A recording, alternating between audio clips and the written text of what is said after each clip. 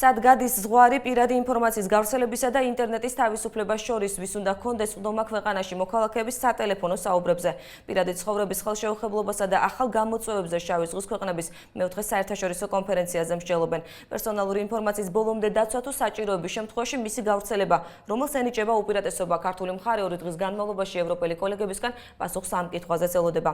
კონფერენცია საქართველოს საკონსტიტუციო სასამართლო მასპინძლობს.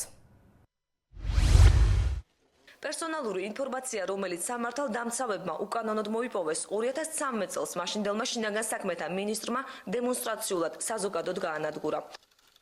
თუმცა ფარულად გადაღებული 10,000 ფაილი ძალოვან სტრუქტურებში ამ დრომდე რჩება.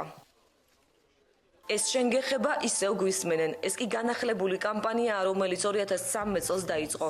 საზოგადოების ნაწილი თვლის, რომ უკანონოდ პერსონალური ინფორმაციის მოპოვება ისევ გრძელდება. ერთად მოვითხოვოთ ცვლილებები. ეს შენგეხება. ვის უნდა ჰქონდეს წვდომა მოქალაქეების სატელეფონო საუბრებთან. მესამე სექტორში ამბობენ, რომ მხოლოდ სასამართლო განჩინების საფუძველზე უნდა შეეძლოთ სამართალდამცავებს ჩანაწერების მოსმენა ან ინტერნეტში პირადი ინფორმაციის გაცნობა. არასამთავრობო ორგანიზაციები ითხოვენ, ეს ეგრეთ წოდებული გასაღები ძალოვანმა სტრუქტურებმა საკომუნიკაციო კომპანიებს გადასცენ.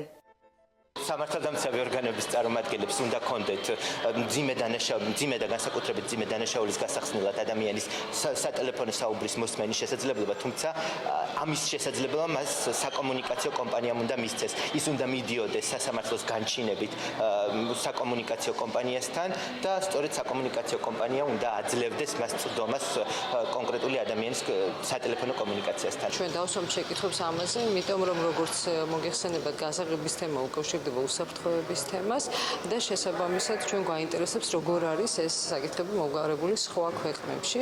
ფოსტა, სატელეფონო ზარები, ელექტრონული მეილები და ინტერნეტი. პირად ცხოვრებასთან დაკავშირებულ კომუნიკაციებსა და ინფორმაციის ხელშეუხებლობაზე შავი ზღვის მეოთხე რეგიონულ კონფერენციაზე მსჯელობენ. ფარულ მოსმენებთან დაკავშირებული კანონპროექტი საქართველოს პარლამენტმა პირველი მოსმენით უკვე მიიღო. თუმცა პარლამენტარი თამარ კორძაია ამბობს, რომ თანამედროვე ტექნოლოგიების საკითხი კიდევ საკამათოა. სად გადის ზღვარი პირადი ცხოვრების დაცულობასა და საჯარო ინტერესებს შორის? ამ კითხვაზე პასუხს კანონმდებლები და მოსამართლეები ევროპელი კოლეგებისგან ელიან.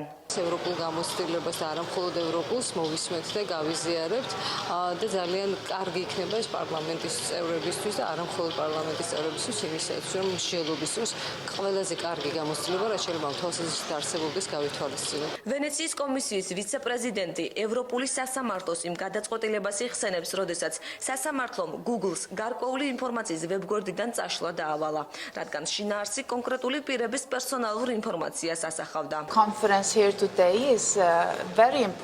ძალიან მნიშვნელოვანი კონფერენცია თან მაშინ, როდესაც ინტერნეტი დიდ როლს თამაშობს თითოეული ადამიანის ცხოვრებაში. ამ ფონზე არ უნდა დაგვაუწყდეს პერსონალური მონაცემები, რასაც საფრთხეს სწორედ ინტერნეტი უქმნის. უმაღლესმა ევროპულმა სასამართლომ მიიღო გადაწყვეტილება, რომლის თანახმადაც მაგალითად Google-ს დაევალა ისეთი ინფორმაციის წაშლა, რომელიც შესაძლოა საზოგადოებისთვის საინტერესო არც იყო. პერსონალურ ინფორმაციასთან დაკავშირებით პრობლემები მარტო საქართველოში არ გაქვთ. ეს საკითხი ყველა ქვეყანაში ერთნაირად დგას.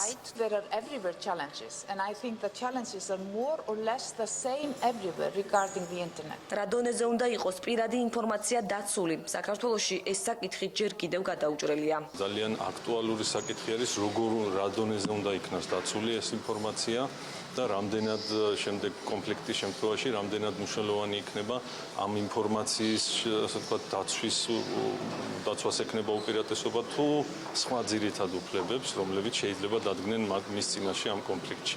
ასე რომ ჩვენი გამოცდილება, ჩვენი დღევანდელი მდგომარეობას თუ შევადარებთ და უნდა შევადაროთ ევროპულ გამოცდილებასთან, იქნება ძალიან საინტერესო. ამ მიმართულებით პრეცედენტი საქართველოს საკონსტიტუციო სასამართლომაც შექმნა. სასამართლომ არაკონსტიტუციურად ცნო ძალოვანების ის ქმედება, როდესაც მათ განჩინების გარეშე ეჭვმიტანილზე პირადი ინფორმაცია მოიპოვეს. ტექნოლოგიების განვითარებასთან ერთად მით უმეტეს თუ არა ეს შესაბამისი დამცავი დემოკრატიული ინსტიტუტები ამ პირად ცხოვრებასთან დაკავშირებით, ამიტომ ამ საკითხებს ყველაფერს გამოვიხილავთ, ეს უკვე ჩვენი მეოთხე შეხვედრა შავი ზღვის რეგიონის ეგიდით. შავი ზღვის რეგიონის, ბალტიისპირეთის ქვეყნების, გერმანიის საკონსტიტუციო სასამართლოების თავმჯდომარეები და მოსამართლეები ქართველ კოლეგებთან ერთად პირადი ცხოვრების ხელშეუხებლობის უფლებებთან დაკავშირებულ ახალ გამოწვევებზე 2 დღის განმავლობაში იმსჯელებენ.